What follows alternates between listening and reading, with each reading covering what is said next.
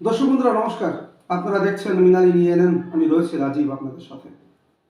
রাম মন্দির নিয়ে কান এক প্রকার ঝালাপালা হয়ে গেল। রাম মন্দির নিয়ে এত চর্চা হচ্ছে বর্তমানে চারিদিকে যে খবরের কাগজ খুললেই রাম মন্দির, টেলিভিশন খুললেই রাম মন্দির, সোশ্যাল মিডিয়া দেখলেই রাম মন্দির। ভারতবর্ষে যেন আর কোনো সমস্যাই আর রইল না। আর এই রাম মন্দিরকে সামনে রেখেই অনেকে বলছেন শাসক চেয়েছিল বিরোধীদেরকে পেঁচে ফেলতে, অর্থাৎ বিরোধীদেরকে ফাঁদে ফেলতে, কিন্তু দেখা গেল বিরোধীদের ফাঁদে ফেলতে গিয়ে শাসক নিজেরাই পড়ে গেলেন এক বিশাল বিপাকে। বর্তমানে রাম মন্দিরকে নিয়ে ব্যাপক চর্চা হচ্ছে, কিন্তু রাম মন্দিরকে নিয়ে যে রাজনীতি হচ্ছে সেটা কিন্তু এড়িয়ে যাচ্ছে গদি মিডিয়া। আর রাম মন্দিরকে সামনে রেখে 2024-এর বৈতরণী পার হতে চান আমাদের দেশের প্রধান সেবক।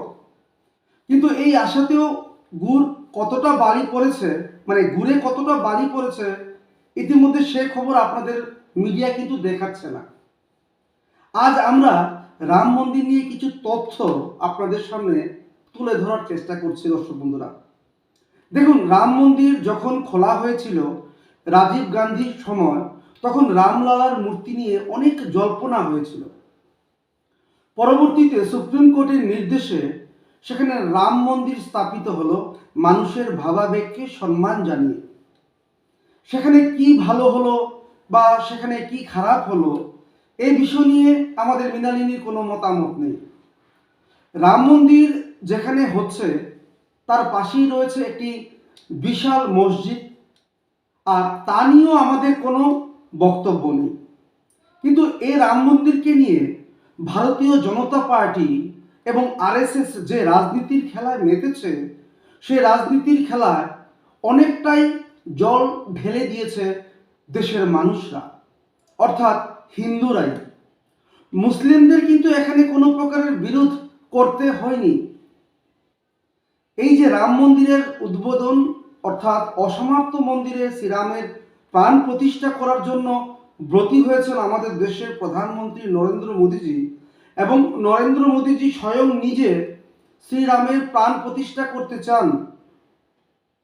ভাবুন একবার আপনারা, প্রাণ প্রতিষ্ঠা করতে চান, ভালো কাজ, এবং এটা তড়িঘড়ি কেন করতে চান বলবেন তো আমাদের সাধু সন্তরা। আমরা সেই ভিডিও আপনাদেরকে দেখাতে পারছি না, কারণ ইউটিউবে সেটা রেস্ট্রিকশন রয়েছে, সেটা আমাদের অ্যাকাউন্টকে ব্লক করে দেবে। আপনারা ইতিমধ্যে সবাই জানেন রাজ্য সরকারের প্রত্যক্ষ বা পরোক্ষ মদতে আমাদের মৃণালিনী এলেন এখন টিভিতে বন্ধ রয়েছে।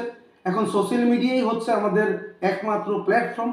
সেই জায়গায় আমরা মৃণালিনী এলেন থেকে কোনো ধরনের রিস্ক নিতে পারছি না, তাই সেই ভিডিওগুলো আপনাদেরকে আমি দেখাতে পারছি না। কিন্তু আপনারা ইচ্ছে করলে সে সকল ভিডিওগুলো আপনারা সোশ্যাল মিডিয়াতে আপনারা পেয়ে যাবেন। তো এখন প্রশ্ন হচ্ছে, এবং অনেকের অভিযোগ রয়েছে, যারা তথ্যবিজ্ঞ মহল রয়েছে বা যারা রাজনৈতিক যারা বিশ্লেষকরা যারা রয়েছে, ওনারা কিন্তু বলছেন যে নরেন্দ্র মোদী বা বিজেপি সরকার এক প্রকার একটি কৌশল নিয়েছিলেন, এবং সেটা জানিয়েছেন, যেটা আমি আপনাদেরকে বললাম, রাজনৈতিক বিশ্লেষকরা। এবং তিনি সেই কৌশলকে অবলম্বন করে বিরোধীদেরকে পেঁচে ফেলার এক প্রকার চেষ্টা করেছেন। কিরকম কৌশল? রাম মন্দিরের উদ্বোধনে রাম মন্দির ট্রাস্ট সবাইকে নিমন্ত্রণ করেছিলেন। যেখানে নিমন্ত্রিত ছিল বিরোধীরা, তেমনি ছিল সাধু সন্তরা।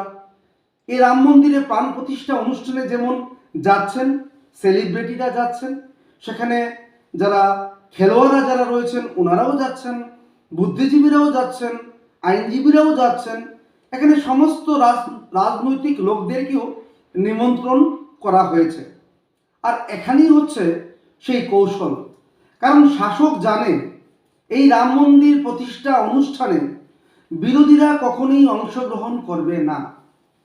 আর শাসক জেনে শুনেই এই ধরনের একটি ফাঁদ পেতেছিল যে বিরোধীরা আসবে না, আর এতে করে সহজেই বিরোধীদেরকে হিন্দু বিরোধী তকমা লাগিয়ে দেওয়া যাবে। এরকম একটা গভীর চক্রান্ত চলছিল। আর এটা বিজেপির অনেক দিনের আগেকার একটি কৌশল, এবং এই কৌশল আগেকার থেকেই নেওয়া হয়েছে বলে জানা গেছে। বিরোধীরা না আসলে তাদেরকে ভিক্টিমাইজ করা যাবে, পাশাপাশি তাদেরকে অপরাধী করা হবে, আর দেশের মানুষের সামনে বলা হবে এরা হিন্দু বিরোধী। কিন্তু হলোটা কি? হলো তো উল্টো, আর এতে ফেঁসে গেলেন দেশের প্রধান সেবক মোদিজি।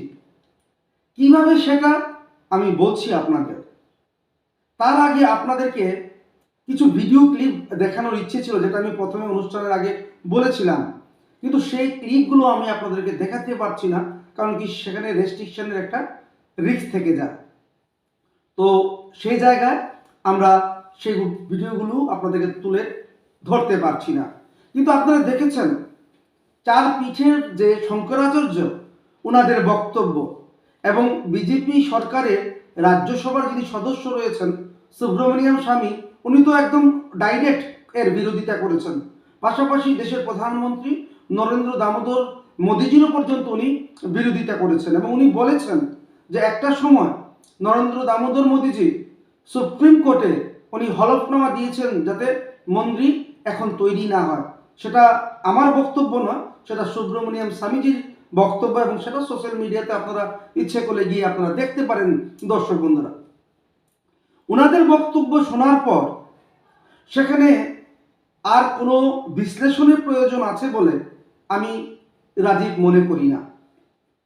কারণ রাম মন্দির নিয়ে যা বলার শঙ্করাচার্যরা এবং বিজেপি নেতা সুব্রমণিয়াম স্বামী সবটা পরিষ্কার করে ওনারা বলে দিয়েছেন।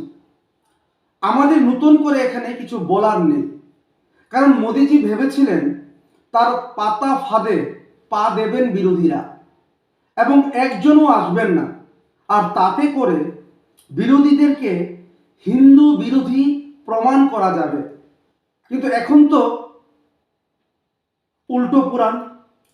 হিন্দুরা যাদেরকে সবচাইতে বেশি মানেন, যে ধর্মগুরু রয়েছে আমাদের ভারতে, অর্থাৎ শঙ্করাচার্য, কারণ আপনারা জানেন চার পীঠের চার শঙ্করাচার্য, পূর্ব পশ্চিম উত্তর দক্ষিণ, এই চার দিকের চারটি পীঠের এই চার শঙ্করাচার্য আছেন।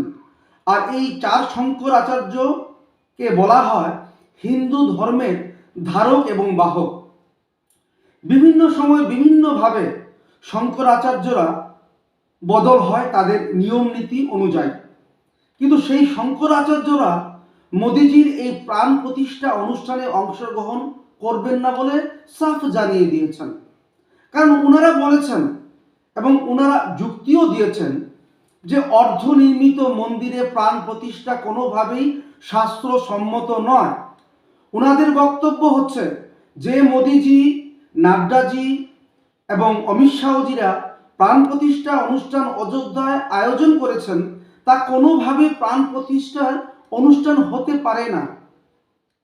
ওনারা যুক্তি দিয়েছেন অর্ধেক নির্মিত মন্দিরে কখনোই কোনো দেবতার প্রাণ প্রতিষ্ঠা করা যায় না। এছাড়াও আরো অনেক রকম যুক্তি আসছে এই মুহূর্তে, যে প্রাণ প্রতিষ্ঠার জন্য যে মূর্তি রাখা হয়েছে সে মূর্তি আসল নয়, আসল মূর্তি অন্য জায়গায় রেখে প্রাণ প্রতিষ্ঠার জন্য অন্য মূর্তি ব্যবহার করা হচ্ছে।